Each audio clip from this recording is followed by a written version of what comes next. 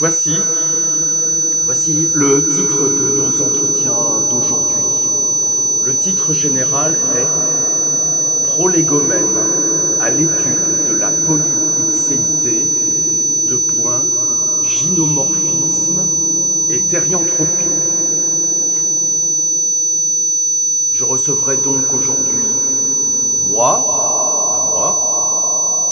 elle et lui, pour nous parler donc de notre terme, de la polyipséité. Dans un premier temps, je vous propose que chacun vienne se présenter. Nous allons commencer par...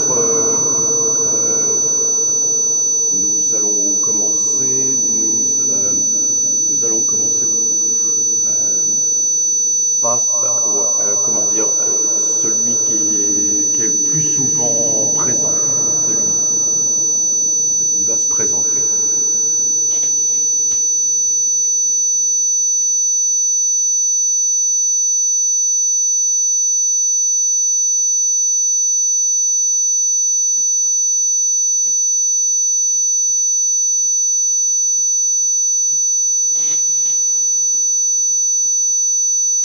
Bonjour.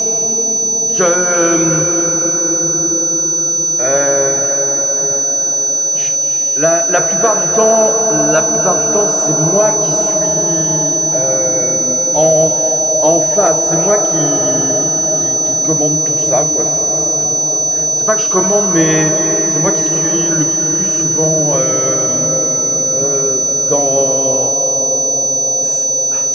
C'est moi qui suis le plus souvent en haut. Ouais, c'est ça, en haut.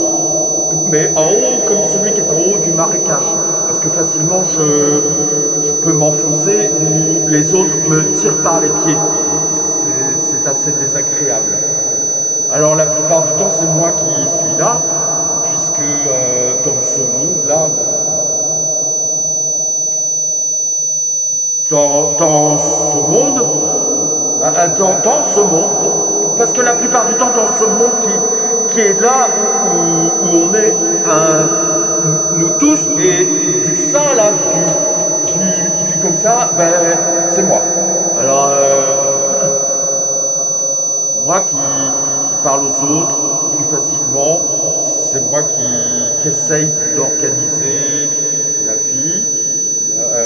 Voilà.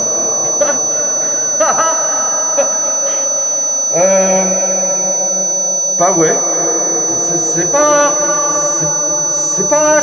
toujours facile d'être celui qui est là, mais en vérité, ouais.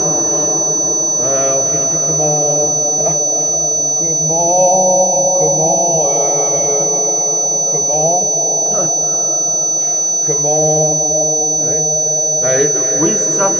Beaucoup de choses sont difficiles parce que je suis pas tout seul. Je suis vraiment pas tout seul. Oui. Voilà. Comment? Oui, je vous laisse la place pour une question plus... Alors, pour me présenter, voilà, c'est moi. Ou à peu près, quoi. Hein? Oui, je laisse la place, merci.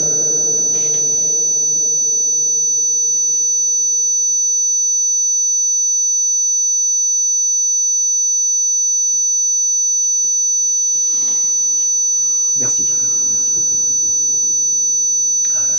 C'était particulièrement intéressant. Comment dire, la polyipséité, c'est la possibilité pour un même individu, d'abriter en lui plusieurs formes de vie réelles, distinctes et discontinues. Ce ne sont pas des personnalités. Les personnalités, ce sont des facettes d'une même personne. Là, ce sont plusieurs. L'ipséité, c'est ce qui fait qu'une personne est elle-même, l'unicité d'une personne. Ça claque encore. Ces ipséités qui sont donc dans une apparence se partagent le même corps, celui-là, là, de haut en bas, partout.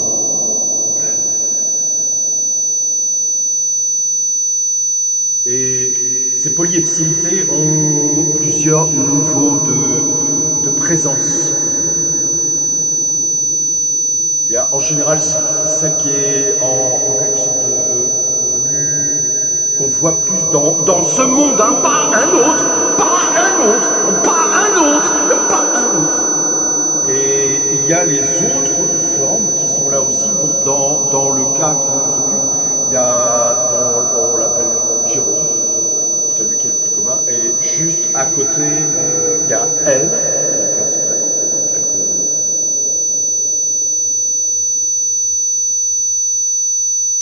qui va se présenter. Et il y a donc il y a elle et il y a le loup. Le loup. Il y a le loup. Le loup.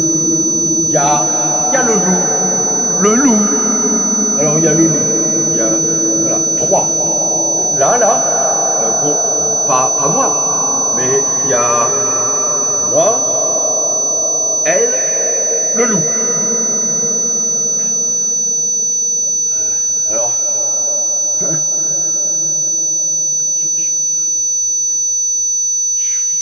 je vais laisser la place à Lou. Lou, il va nous parler de ce qu'il est, puis peut-être on posera des questions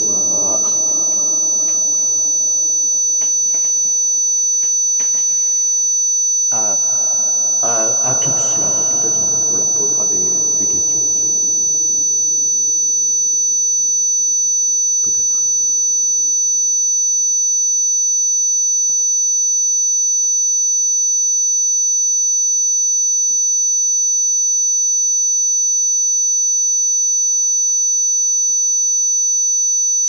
Je vais chercher Lou. Il va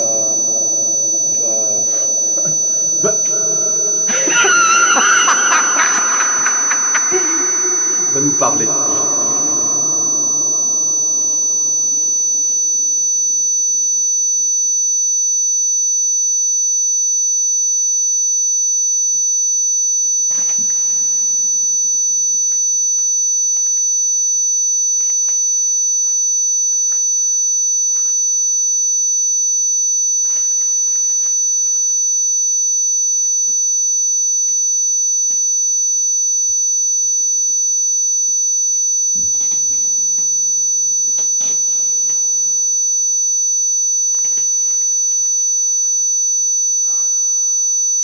Je suis Lou. Lou est rapide. Lou est fort. Lou va vite. Lou a des griffes puissantes. Lou aime manger. Lou aime combattre. Lou est une belle fauve.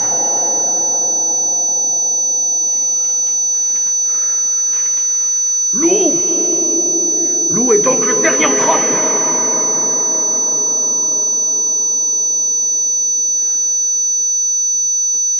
Il est méchant, il est mauvais.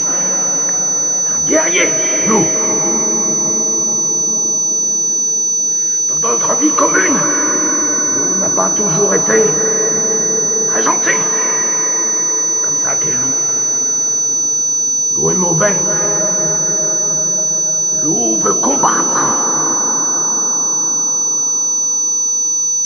Lou intervient souvent. Il reçoit la plupart du temps qu'il s'humilie. Mais sa faim est grande. Il aime être dehors. Il aime avancer pendant des heures. Il aime contempler ce que lui seul voit. Lou est un guerrier. Lou est le Therianthrope suprême.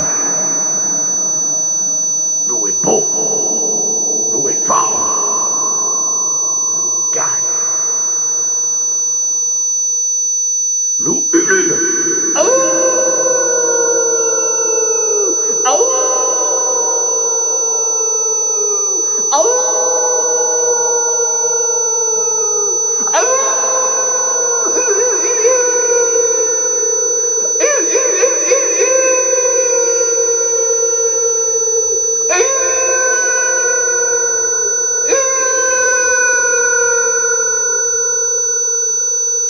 Loup est dangereux.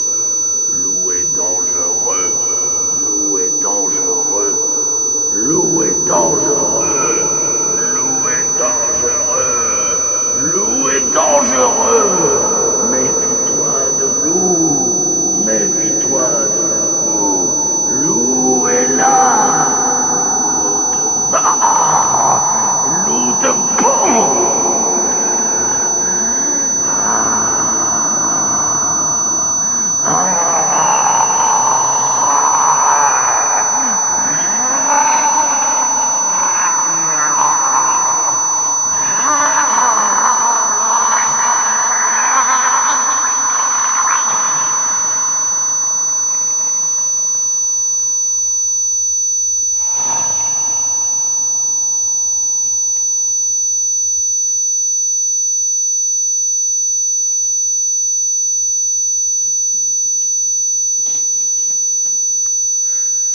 La lycanthropie.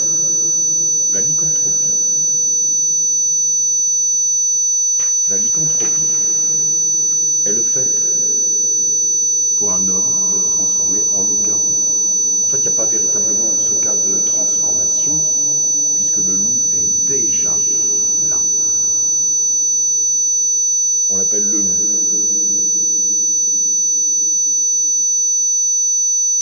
En allemand, Nachtwolf, loup de nuit. Ça c'est joli, j'adore. On peut se demander, c'est une question intéressante, comment toutes ces entités se forment, sont-elles déjà là à la naissance? Viennent-elles ensuite? Sont-elles contagieuses? Peut-on parler d'elles en termes de phénotype et génotype? C'est intéressant. C'est intéressant. C'est intéressant. Intéressant.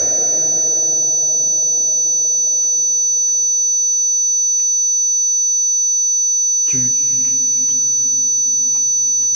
veux nous dire quelque chose? Tu veux parler de ton rapport, toi qui es la plus souvent là, est-ce que tu veux parler de ton rapport aux deux autres, par exemple? Comment ça se passe dans la journée? Oui? D'accord. Bon bah, on t'écoute. La journée, j'arrive à les externaliser assez facilement.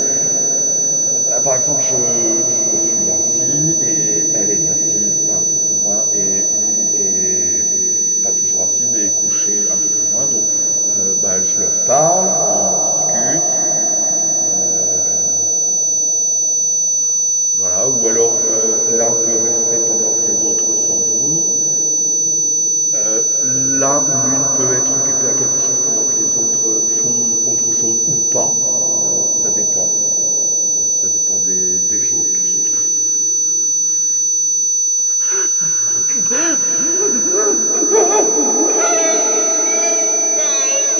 Ça est un peu compliqué. Voilà. Bon, je les externalise, je les représente hors de moi parce qu'elles peuvent sortir, les créatures de moi, on peut se disloquer. Même je peux la laisser elle là et Lou et moi allons faire autre chose. Très complexe à gérer.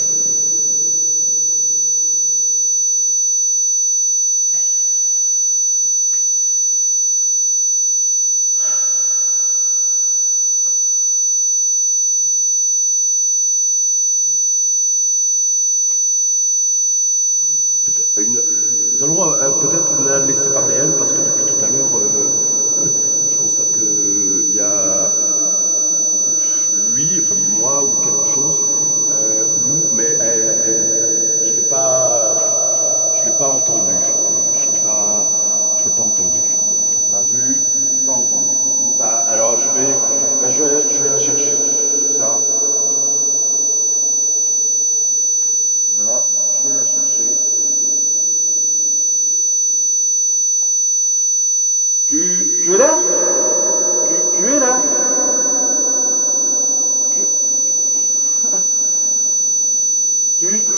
Tu es là?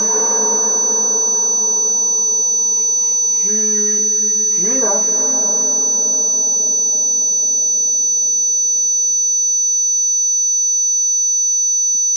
Tu...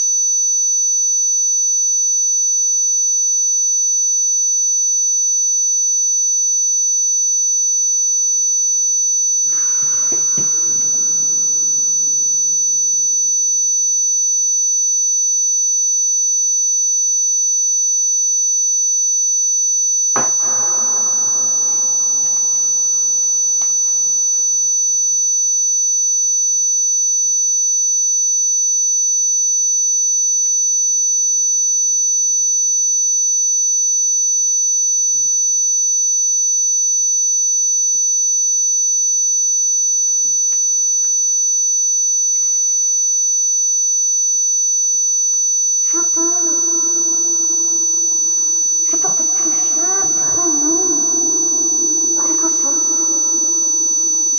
Tu peux m'appeler Brunhilde.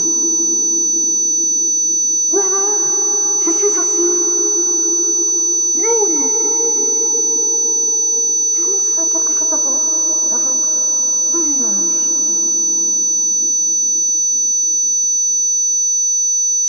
C'est en quelque sorte ça qui est né du nuage. Je m'appelle aussi Rashford. Encore Zelda. Zelda, c'est un hommage à notre cher Achille d'amour. Oui. Bien sûr, un de mes autres noms est Pentésilée. Oui. La Pentésilée de Christ, bien sûr.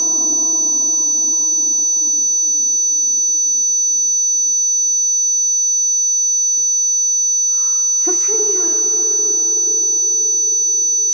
suis quelque chose de puissant. Étant la seule femme dans ce corps d'homme, accompagnée de lui et de nous. J'ai parfois du mal à imposer ma féminité, mes goûts. Ils sont si rustres. Mais ne vous y trompez pas.